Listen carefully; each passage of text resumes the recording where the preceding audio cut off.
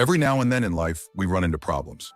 This can happen so often that it can be argued that the point of life is just to overcome challenges, to strive, conquer, fail, learn, relearn, win, and forge on.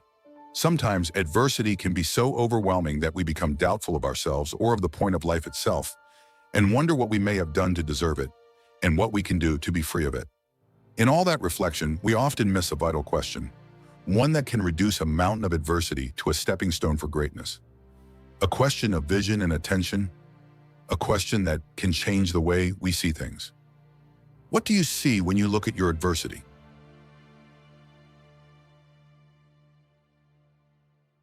And I'm better now than I was when you saw that 22-year-old undeveloped kid running from Sunday Lister.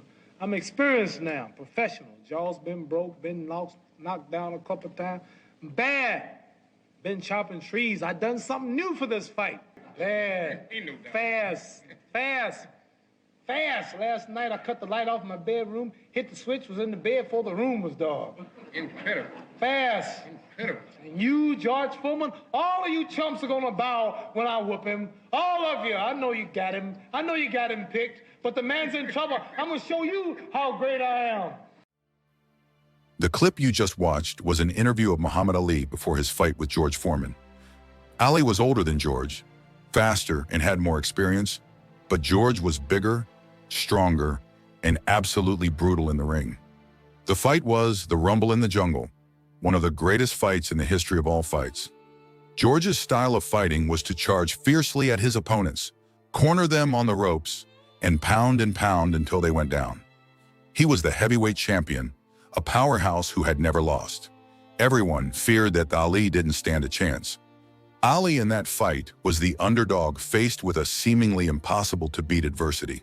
Ali saw something else and he trained accordingly. I'm going to retire the heavyweight champion of the world. September the 25th, the world will be stunned. That's right. If you think the world was surprised when Nixon resigned, wait till I kick Foreman's behind. I'm a speed demon. I'm a brain fighter. I'm scientific. I'm artistic. I plan my strategy. He's a bull. I'm the matador. He's scared to death. He's scared to death. He wish he could get out of the whole thing. He wish he could get out of the whole thing. If you look at him, the man is frightened. He's meeting his master, his teacher, his idol.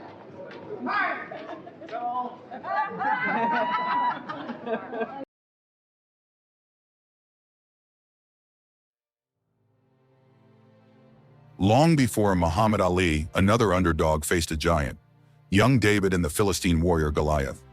Goliath was a 9 feet 9 inches terror, a mighty menace with footsteps that echoed doom. The entire Israelite army was afraid of him. Confronting him was death certified. That's what everyone thought. Everyone except David. David had experience killing bears and other wild beasts as a shepherd. A full-grown adult bear can reach up to 8 or 9 feet tall standing up. So to David, Goliath was just another adversary with weaknesses, waiting to be figured out.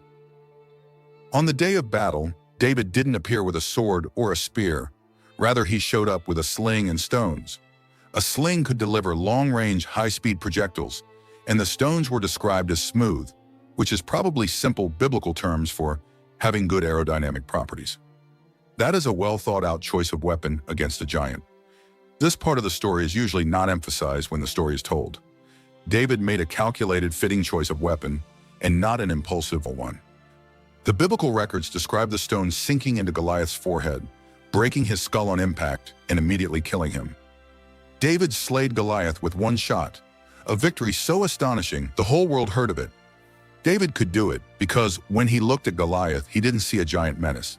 Instead, he saw a big but slow opponent with poor reflexes, arrogance, and brute strategy. He saw his strengths and weaknesses, analyzing the entirety of the adversity before him. And from this perspective, it was easy for him to plan and execute his victory.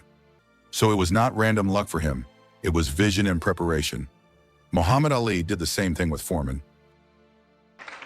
Ali trained for the fight with Foreman at Deer Lake, Pennsylvania. He trained very hard for that fight. One more. And he had very good sparring partners. Larry Holmes was one of his sparring partners. I was struck with how well he'd actually handled Ali in their sparring session. He'd dominated Ali. That wasn't uncommon. Ali very often would not show his best stuff with his sparring partners, but in fact would work on his weaknesses. He'd go against the ropes and he'd let people pummel him, very heavy hitters who were sort of clumsy. He'd let them bang away at him. It was as if he wanted to train his body to receive these messages of punishment and absorb them faster than other fighters could absorb them. Ali used what became known as the rope-a-dope strategy. He leaned against the ropes and let Foreman exhaust himself throwing heavy punches. He studied Foreman's movements, endured the early storm, and waited for the right moment. Then he struck. Foreman went down in the 8th round.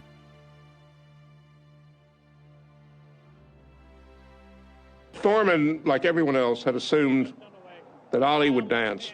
And so Ali now, a lot of people thought at that moment the fight was over, especially on television when they saw it, because it looked like Foreman was now killing a very weak Ali. You don't go to the ropes.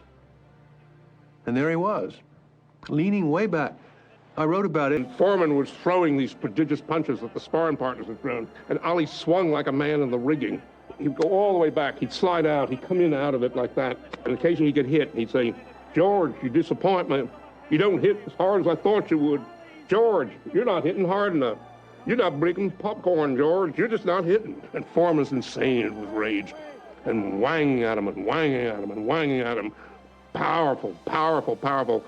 And middle of the 5th round, Foreman was worn out. He had punched himself out, taken 3 rounds. Ali picks it up a little bit, about 40 seconds left in round 9. Good twist left, the culmination by Ali. Lands in the head of Foreman. Foreman with that right. Ali's got a good man. A good right. Backs up Foreman. Backs him up in his back. Foreman's setting it. Foreman tries to look. Ali's thrown to the right. Foreman gets back to the left. Foreman hit again. Foreman has been hit 3 or 4 times. And Muhammad Ali. Muhammad Ali. Muhammad Ali, he was like a sleeping elephant. You can do whatever you want around a sleeping elephant. Whatever you want.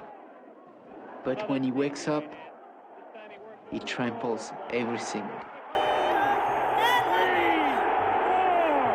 5, 6. Foreman gets up to the knee. 8. That's it.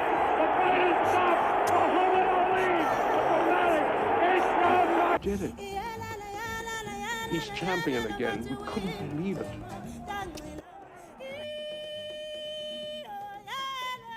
Most people focus on the noise that surrounds their adversity, but great people transcend beyond that and focus on the devil in the details. They focus on the faults in the form, like the brittleness in the steel or the blinding pride in the might. They realize that adversities are the possibility of death or potential of elevation. The outcome is based on what they choose to see and make of it. What do you see when you look at your adversity? A giant or a big slow brute? An indefatigable powerhouse or a flash in the pan? You have to pay attention to your adversity to see these details. If you fix your eyes upon them long enough, with the intention of seeing their faults, you will find what you seek. Nature abhors ultimate superiority, and so adversity carries its defeat within itself. If only you can see it. Practice the art of seeing so that you become a stormbreaker. See the faults in the form and show the world how great you are. Thank you for watching this video. If you enjoyed it, then please like it, subscribe, and share it. That's how you support us so we can make more videos like this.